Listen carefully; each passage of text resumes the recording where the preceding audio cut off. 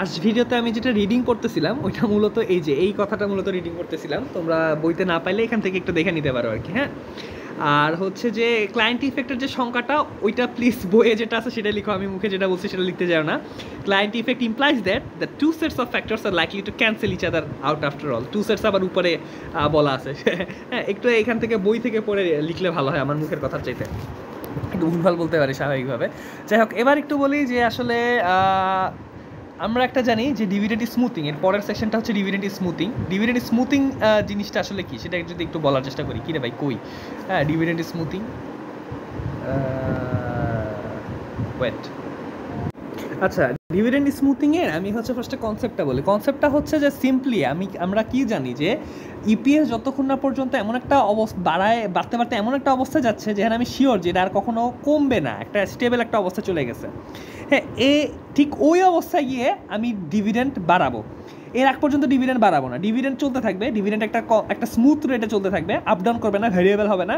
হ্যাঁ, যখন আমি বুঝে যাবো যে ইপিএস একটা লং টার্ম পর যখন একটা ইপিএস একটা এমন একটা পার্মানেন্ট অবস্থায় গেছে যেটা আর কমার সম্ভাবনা নাই, তখন আমি ডিভিডেন্ডটাকে বাড়াবো, এর আগে বাড়াবো না। কারণ এর আগে যদি বাড়াই কিন্তু ইপিএস যদি কমে যায় এবং ডিভিডেন্ড যদি আমার আবার কমাইতে হয় তাহলে একটা গ্যাঞ্জাম লাগবে। গ্যাঞ্জামটা কি? তখন শেয়ার হোল্ডাররা মনে করবে যে শালা এই কোম্পানি তো ভালো না, এই কোম্পানি তো ভালো না, এই কোম্পানিতে ইনভেস্ট করবো না, তাড়াতাড়ি ইনভেস্টমেন্ট উঠাও, শেয়ার একটা সেলিং প্রেশার দাও, ধুম করে শেয়ারের প্রাইস ফল করবে। ঠিক আছে?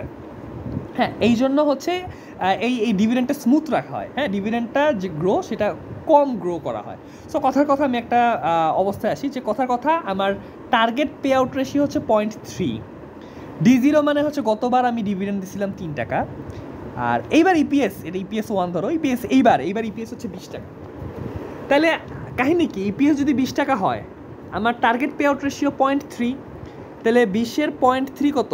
6 টাকা। অর্থাৎ 20 টাকা ইপিএসের মধ্যে 6 টাকা আমার কি এই বছর ডিভিডেন্ড দেওয়ার কথা, কিন্তু গত বছর আমি দিয়েছিলাম 3 টাকা, তাহলে এই বছর কি 6 টাকা দিব? কিন্তু আমরা জানি কি যে ভাই কোম্পানি ধুম করে এমনি ডিভিডেন্ডটা বাড়ায় না, হ্যাঁ, অ্যাডজাস্টটা স্লোলি করে, স্মুথলি করে। হ্যাঁ, সো 3 টাকার ধুম করে সে 6 টাকা করবে না, সে তাহলে কতটুকু বাড়বে?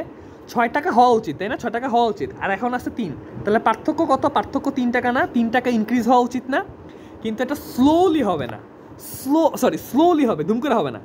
তাহলে এই যে 3 টাকা, এই 3 টাকা, এই যে 6 - 3 মানে 3 টাকা খুব স্লোলি অ্যাডজাস্ট হবে। স্পিড অফ অ্যাডজাস্টমেন্ট ধরলাম আমি 0.5 সেট করলাম, তাহলে 3-এর সাথে 0.5 হইলে নতুন হয় কত? 1.5, মানে 3-এর সাথে 0.5 গুণ করলে তো 1.5 হয়। অর্থাৎ আমার 6 টাকা ডিভিডেন্ড পরের বছর দেওয়ার কথা, যেহেতু আমার ইপিএসের পে আউট রেশিও 0.3 আমি ধরছি। ইপিএস মানে নেট ইনকাম, প্রতি শেয়ারের নেট ইনকাম, আর পে আউট রেশিও মানে নেট ইনকামের কত পার্সেন্ট দিয়ে দিব। তাহলে 20 টাকার 0.3, হ্যাঁ, মানে 30% আমি যদি দিয়ে দিই তাহলে আমার 6 টাকা দেওয়ার কথা, আর এখন দিচ্ছি 3 টাকা, দেওয়ার কথা 6, তাহলে ডিভিডেন্ড বৃদ্ধি পাওয়ার কথা 3 টাকা। স্পিড অফ অ্যাডজাস্টমেন্ট যদি 1 হইতো তাহলে ধুম করে বেড়া যেত। স্পিড অফ অ্যাডজাস্টমেন্ট যদি 0 হয় তাহলে একটু বেশিই স্লো, মানে বাড়বেই না, হ্যাঁ, বৃদ্ধি করবে না। 3 টাকা বাড়ার কথা 3 × 0, বাড়বেই না, 0ই থাকবে।